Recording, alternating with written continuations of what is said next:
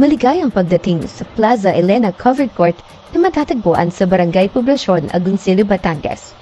Narito ang ilang paalala tungkol sa tamang daanan papasok at tamang daanan palabas sa ating nasabing Plaza Elena Covered Court. Mayroong 200 papasok at 200 palabas ang Plaza Elena Covered Court. Una, ang unang daan papasok ay matatagpuan sa kanang bahagi ng ating Plaza Elena, kung saan ito ay malapit sa ating municipal building.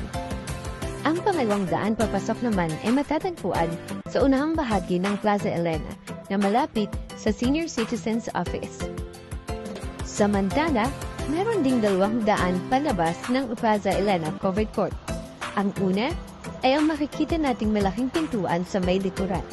Ang pangalawa naman ay ang pintuang nagtuturo sa atin ng daan patungo sa palengke. Ito ay nagsisilbing open field para kung sakaling tayo ay makaranas ng lindol o anumang sakuna, ay mabilis na makakapunta sa mga open field at masisigurong ligtas ang ating mga sarili.